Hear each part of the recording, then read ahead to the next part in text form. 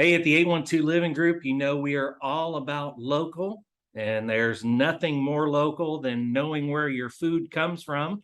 And so, with that in mind, we have Brad Walker of Walker Family Homestead with us today. He's going to talk to us about what they do at their farm and where maybe you can get some locally grown food. Brad, thank you so much for joining us. Yeah, thanks for having me, Mike. Hey, so people may not know about Walker Family Homestead. Tell us a little bit about it. Yeah, so we um we are located in Otisco, um, small little town, Henryville, Charlestown area. Probably more on the Henryville side where we're located. We've been there for 3 years, but we started doing the farming thing about 5 or 6 years ago on a quarter acre, and moved out there just so we could kind of expand and focus more on doing what we're doing and offer more to customers. So we have about 15 acres. We actively farm about, I guess, about six of that. That's actively being farmed right now. And we do um, sustainable practices, organic practices. We're not certified or anything like that, but we take a lot of care into what goes into our food and therefore is going into our bodies and our customers' bodies. Yeah, yeah. Well, that's a big thing that's on people's minds today, right? Like what's going into our bodies. And we've had a couple of decades of just eating highly processed foods, and now I think we're making a turn back. Hey, you said you started farming on less than an acre. That's if I remember correctly, that's downtown Jeffersonville, and you were on the forefront of that kind of urban farming, if I remember. Yeah, we were on about a quarter acre, which included our house in downtown Jeffersonville. And we started out with just some chickens that were laying eggs for us. And slowly, well, maybe not so slowly, but we grew that. And then we started growing our own meat chickens. And we just started doing that for ourselves. We wanted to know where our food was coming from and what was going into our food. So this was a personal conviction for us and the health of our family.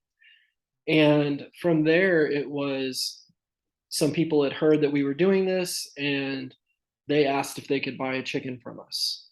And then they would ask if they could buy a couple chickens from us. And they would tell somebody, and it just kind of, the schemer in me thought, hey, if I get enough people to buy these chickens, then I can feed my family for free.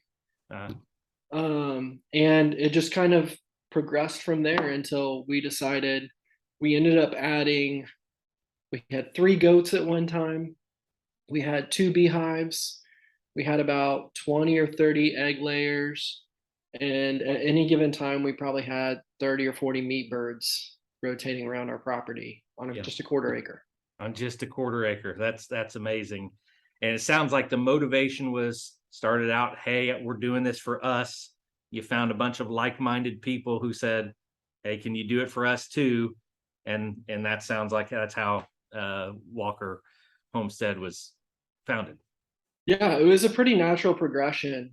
Um, and then when we moved out there, we had actually kind of stepped back from it just a little bit. We had gotten rid of every animal that we had, and when we moved out there to our current property, we didn't own one chicken, and so we just kind of slowly rebuilt it, and partially for the health sake of one of our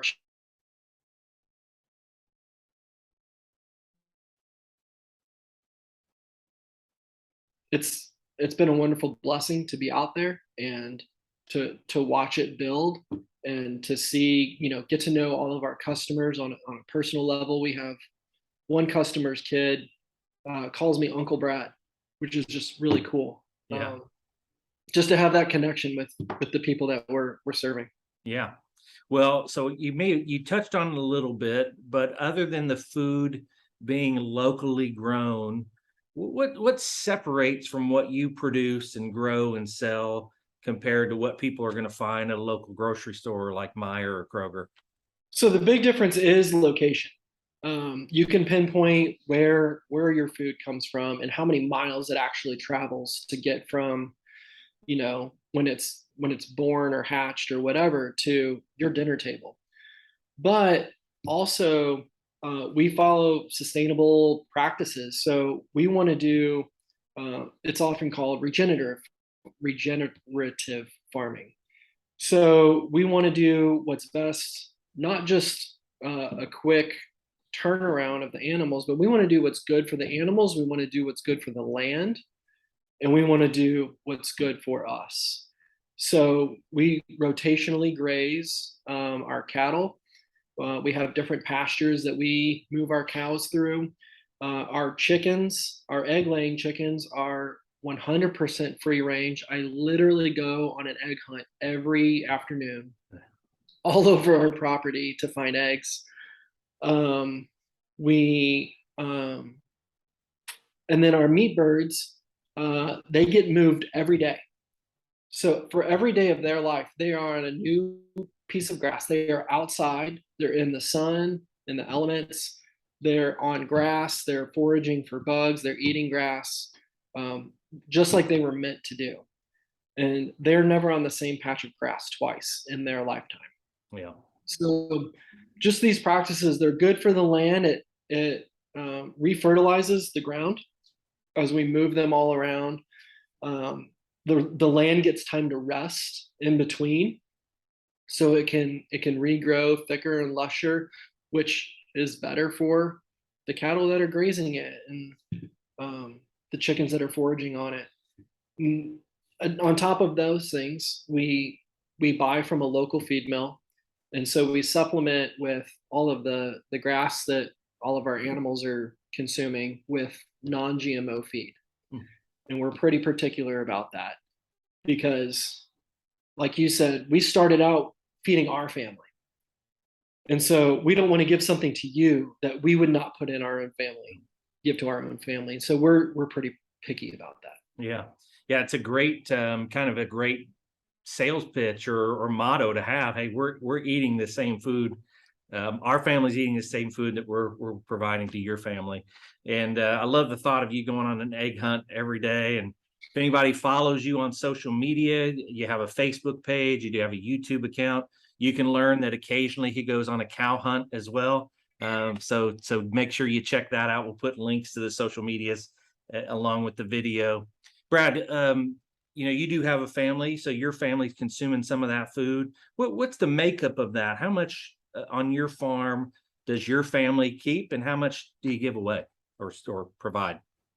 I'm not sure exactly percentage wise of what we produce. What I can tell you is for going on 6, close to 7 years, we've not bought meat from a grocery store. So between raising our own and hunting, which actually hunting was the gateway for me. Hunting is how I got started in all of this and raising and processing our own food. That between hunting and raising all of our animals, we've not bought meat. So we grow 100% of our family's own meat. We raise it all, either through hunting or farming. We consume about 50% of our produce based on what we grow. And then so far this year, we've harvested about 85 pounds of honey also, which we've not been selling that any this year. We're hoping to sell some next year. But as far as our dairy goes, we sell far much more than what our family consumes. Okay. We have a very strong dairy customer base, and we oftentimes have the conversation: what good is it if we raise all of this and we don't have whatever we want to consume ourselves? It's easy to get lost in that too. Yeah. To meet the customer demand and kind of overlook ourselves, but we do try to take care of our own family first through it all. So. I am fascinated. I've got to ask you, you started on, quarter acre. Now you've got what would be considered by most measures a really small farm. If someone's listening, they say, hey, maybe we would like to try our hand at this. What encouragement might you have for somebody, or discouragement? My counsel would be start slow. I think even for myself, the danger is wanting to try to do everything. With the current cultural situation, people want to be prepared. They're concerned the food chain is going to collapse, and they think they've got to have everything and do everything themselves. I would even say that in the most agriculturally based times in even American history, that people didn't do everything all that by themselves. So I would say go slow. Um, Learn from the community that already exists.